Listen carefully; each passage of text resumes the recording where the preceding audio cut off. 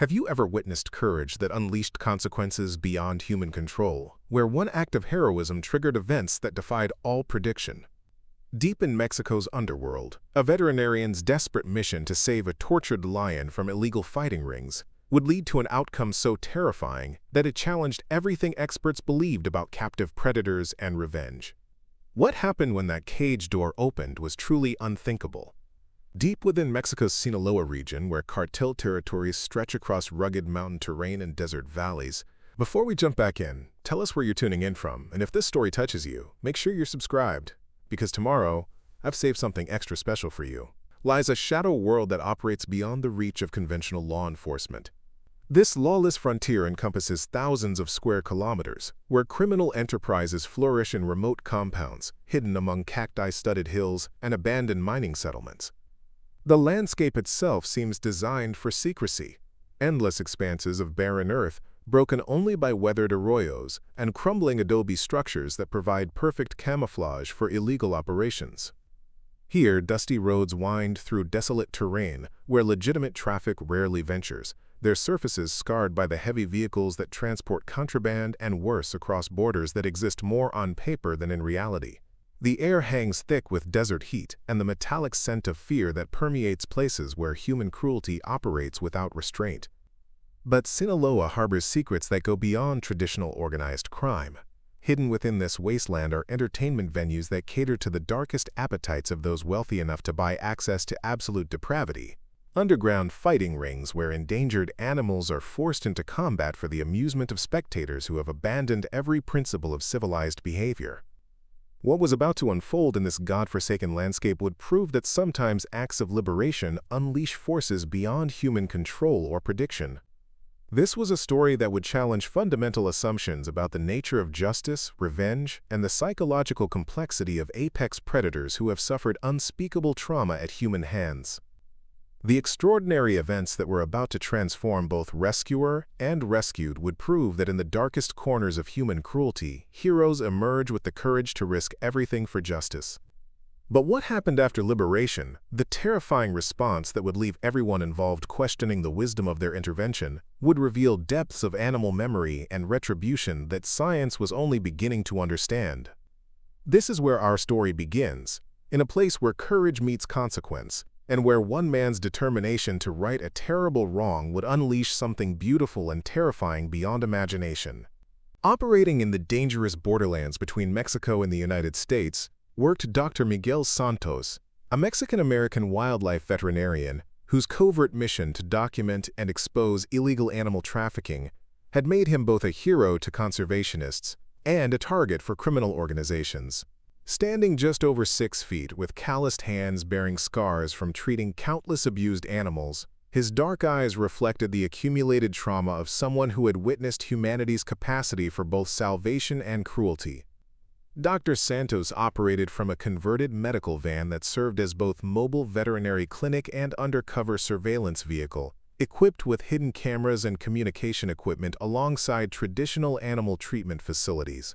His fluent Spanish and deep knowledge of cartel territories had allowed him to infiltrate criminal networks that other investigators couldn't penetrate, documenting atrocities that would otherwise remain hidden in Mexico's lawless regions.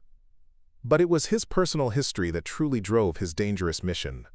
Having lost his younger brother to cartel violence 3 years earlier, Dr. Santos understood that conventional law enforcement was powerless against organizations that operated with complete impunity.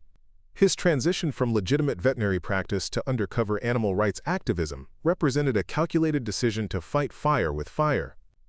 Deep within the Sinaloa compound that Dr. Santos was about to infiltrate lived Cesar, a 5-year-old male African lion whose magnificent frame had been systematically broken through 18 months of forced combat.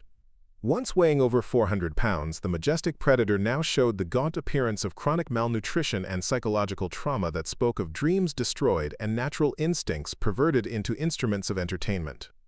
Cesar's golden coat had lost its natural luster from poor nutrition and stress-induced grooming disorders, while his amber eyes reflected a depth of rage that went far beyond simple territorial aggression. The scars covering his powerful frame told stories of battles fought not for survival or territory, but for the sadistic pleasure of humans who viewed his suffering as sport. This barely contained fury, simmering beneath years of systematic abuse and exploitation, would prove crucial to the terrifying events about to unfold.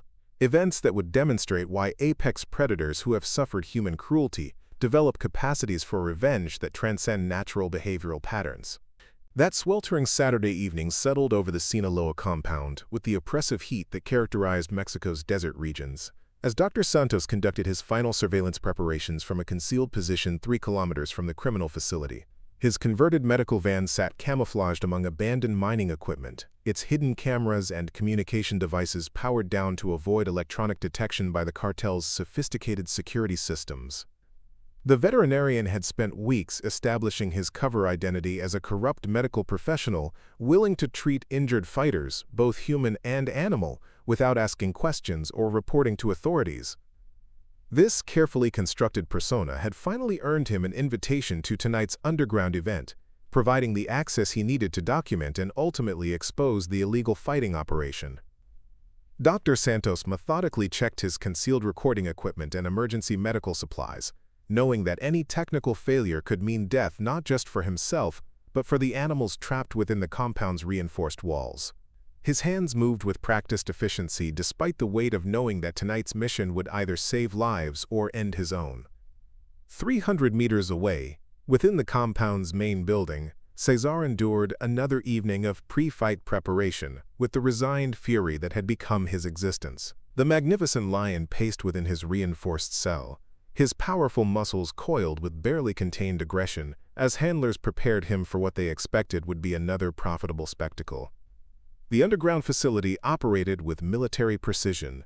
Armed guards patrolled perimeter fences while wealthy spectators arrived in armored vehicles, their faces hidden behind masks that allowed them to indulge their darkest appetites without fear of identification. The main arena, carved into the desert floor and surrounded by concrete walls, had been designed to contain both predators and evidence of the atrocities committed within its boundaries.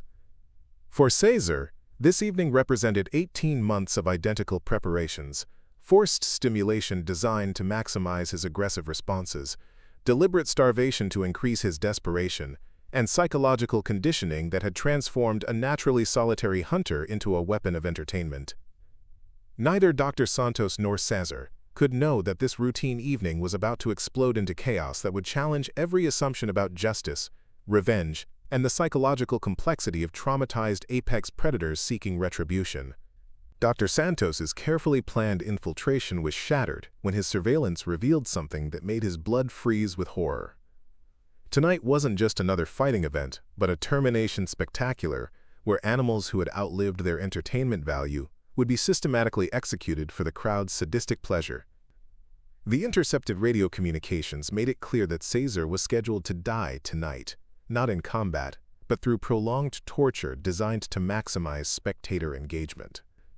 The criminal organization had grown tired of the lion's increasingly unpredictable behavior and his tendency to kill opponents too quickly, reducing the entertainment value that wealthy patrons demanded.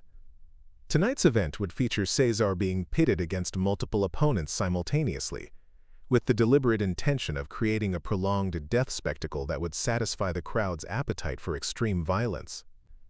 Through his concealed position, Dr. Santos could see the compound's main arena being prepared for maximum brutality.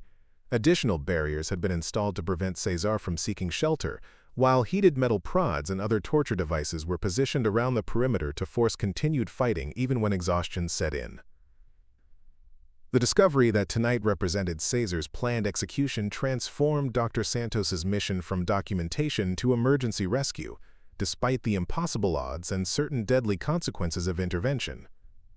His hidden cameras had already captured enough evidence to expose the entire operation, but that evidence would mean nothing if he allowed the magnificent lion to be tortured to death while he watched from safety.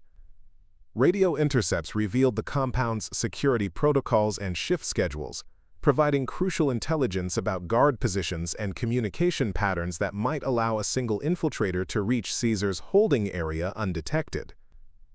But the same communications made it clear that any security breach would trigger immediate lockdown procedures designed to eliminate both intruders and evidence.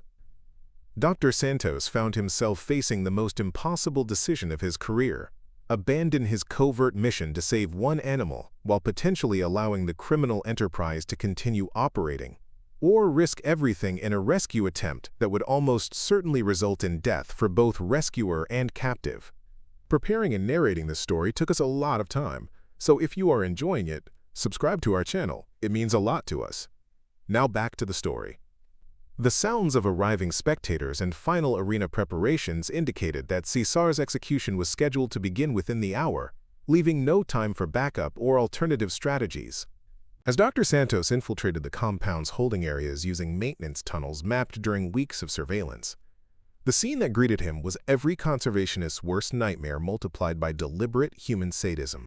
Cesar's reinforced cell had been designed not just for containment, but for systematic psychological torture. Electrified floor panels, automated noisemakers that prevented sleep, and strategically positioned lights that created constant stress through sensory overload. The magnificent lion showed the accumulated damage of 18 months of deliberate brutalization. His once powerful frame had been reduced to lean muscle and barely contained rage, while fresh wounds across his flanks indicated recent, quote, conditioning sessions designed to maximize his aggressive responses for tonight's execution spectacle.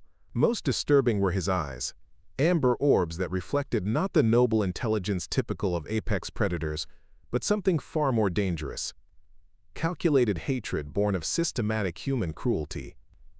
What made Cesar's condition truly terrifying was the evidence of his psychological transformation. This wasn't simply an abused animal awaiting rescue. This was a 400-pound killing machine whose natural hunting instincts had been perverted into instruments of revenge against the species that had tortured him. The methodical nature of his movements and the way his eyes tracked every human sound suggested cognitive patterns that went far beyond normal predatory behavior.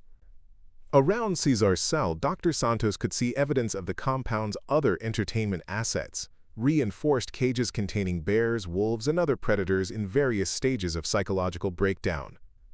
The entire facility represented a factory designed to transform magnificent wild creatures into traumatized weapons for wealthy spectators, who viewed suffering as entertainment.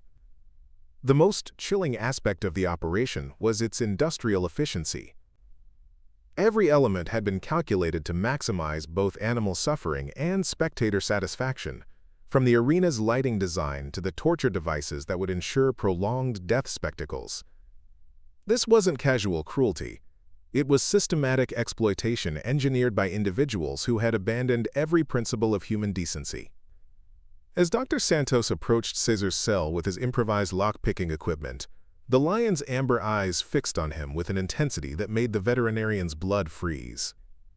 He was about to liberate a creature whose capacity for revenge had been deliberately cultivated through months of torture, and there was no predicting what form that vengeance might take. Standing before Cesar's reinforced cell, Dr. Santos found himself confronting an impossible moral equation that transcended every principle of wildlife rescue he had learned throughout his career. This wasn't a simple case of liberating an abused animal. This was potentially unleashing a 400-pound weapon whose psychological programming had been deliberately designed to channel maximum violence against human targets. The veterinarian's tactical mind raced through the brutal mathematics of intervention versus abandonment. Cesar's amber eyes reflected 18 months of systematic torture that had transformed natural predatory instincts into something far more dangerous: calculated hatred combined with the physical capabilities to inflict devastating revenge. Every movement the lion made suggested coiled violence waiting for the opportunity to explode against his tormentors. Yet something deeper than logic was driving Dr. Santos's response. The magnificent creature's obvious intelligence made his suffering even more heartbreaking. This wasn't just physical captivity, but psychological warfare against a being whose cognitive abilities allowed him to understand exactly what was being done to him and why. The deliberate nature of his torture spoke to protective instincts that had nothing to do with professional veterinary obligations and everything to do with basic human decency. The most terrifying aspect of the situation was the complete unpredictability of Cesar's response to liberation. Would he flee immediately toward freedom, or would 18 months of conditioned hatred compel him to seek revenge against the humans who had systematically destroyed his life? Dr. Santos possessed no way to predict or control the psychological responses of a traumatized apex predator whose natural behavioral patterns had been deliberately perverted. The sounds of spectators gathering in the arena above indicated that Cesar's execution was approaching rapidly, leaving no time for gradual rehabilitation or careful psychological assessment. This was a binary choice between certain death through abandonment or potential catastrophe through liberation. Dr. Santos found himself crossing a psychological boundary that separated professional wildlife rescue from personal moral crusade. The sight of Cesar's systematic torture and the knowledge of his scheduled execution was triggering responses he couldn't ignore, even if intervention meant unleashing forces beyond human control or prediction. Every second of hesitation meant continued suffering for a creature who had already endured far more than any living being should bear. Dr. Santos transformed from passive observer to active catalyst when he made the calculated decision that witnessing systematic torture was morally equivalent to participating in it. His 18 years of veterinary experience had taught him that some acts of mercy require abandoning professional protocols in favor of immediate action, regardless of consequences that couldn't be predicted or controlled.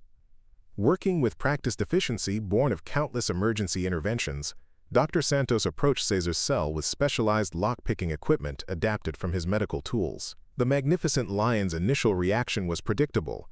18 months of human cruelty had taught him that bipedal approach meant pain, and he pressed himself against the cell's far wall with muscles coiled for explosive violence.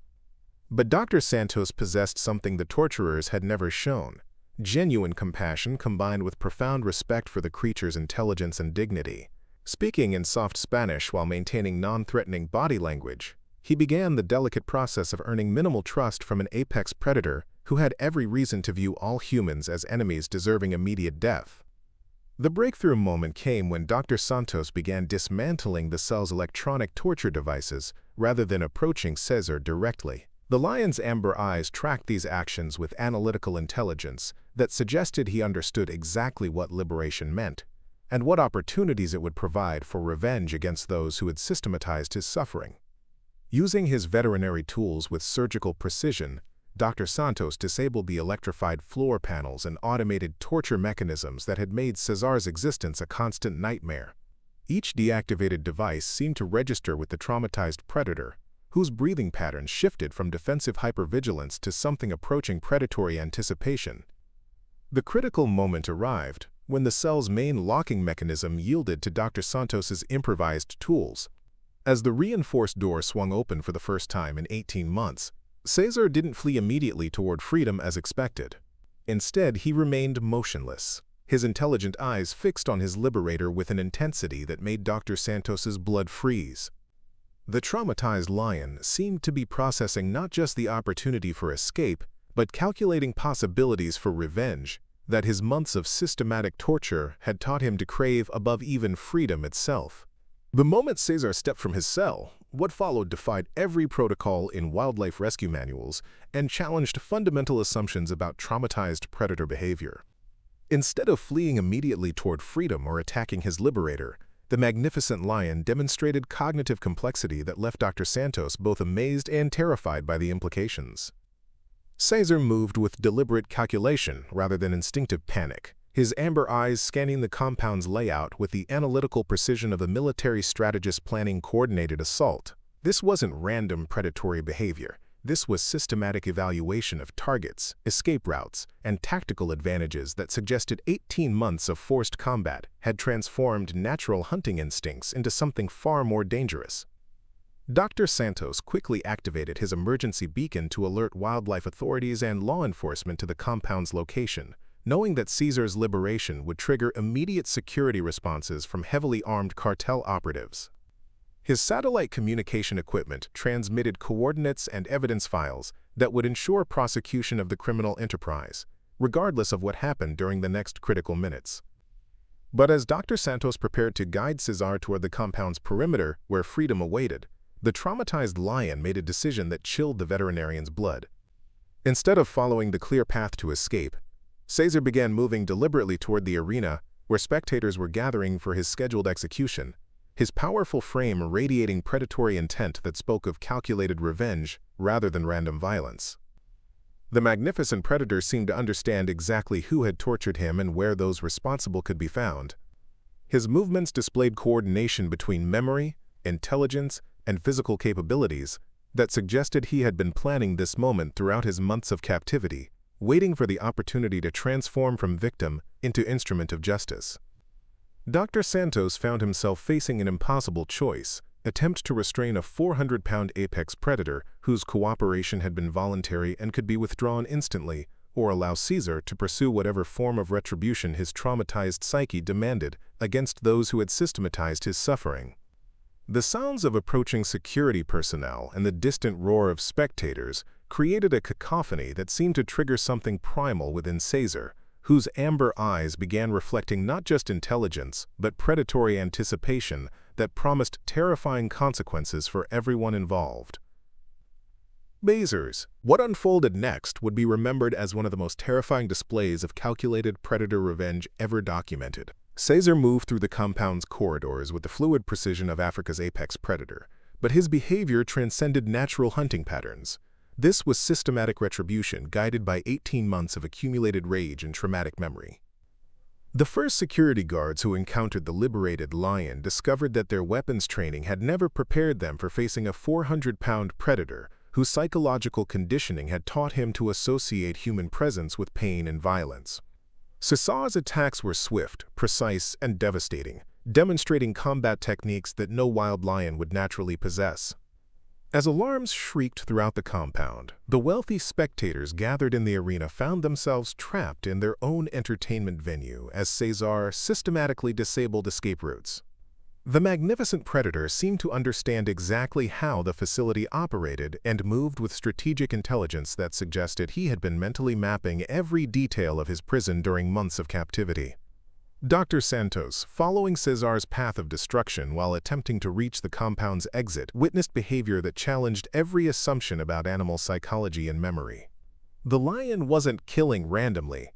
He was selecting specific targets with precision that indicated he remembered individual faces and roles within the organization that had tortured him. The arena itself became the final battleground, where spectators who had gathered to watch Caesar's execution instead found themselves facing the terrifying reality of predator justice. The reinforced barriers designed to contain animal victims now trapped human perpetrators, as Caesar demonstrated exactly why apex predators had ruled ecosystems for millions of years. Law enforcement helicopters approaching in the distance provided the soundtrack for carnage that defied description. The compound's communication systems had been systematically destroyed, making coordination impossible as Caesar moved through the facility with the methodical efficiency of a creature whose intelligence had been underestimated by those who viewed him as mere entertainment. When the dust finally settled, the underground fighting ring that had operated with impunity for years lay in ruins, its criminal operators either dead or fled into the desert, leaving behind evidence that would lead to arrests across multiple countries. The terrifying efficiency of Caesar's revenge had achieved what law enforcement agencies had failed to accomplish through conventional methods. In the aftermath of Caesar's terrifying revenge, Dr. Santos escaped into the desert while law enforcement secured what remained of the criminal enterprise. The liberated lion vanished into Mexico's wilderness, leaving behind evidence that dismantled an international trafficking network and led to dozens of arrests across multiple countries. What happened that night challenged fundamental assumptions about animal psychology and justice. Caesar's calculated retribution demonstrated cognitive complexity that forced researchers to reconsider the emotional lives of traumatized apex predators and their capacity for systematic revenge. Dr. Santos's documentation became crucial evidence in prosecuting the criminal organization, while his testimony about Caesar's behavior sparked international debate about the psychological consequences of animal abuse. The underground fighting ring's destruction saved countless lives and exposed a network of similar operations worldwide. Today, Caesar roams free in protected wilderness, his story serving as both inspiration and warning about the dangerous consequences of human cruelty toward intelligent predators. In Mexico's vast deserts, where justice took a terrifying but necessary form, one man's courage unleashed forces that proved nature's capacity for both mercy and retribution. Up next, you've got two more standout stories right on your screen. If this one hit the mark, you won't want to pass these up. Just click and check them out. And don't forget to subscribe and turn on the notification bell so you don't miss any upload from us.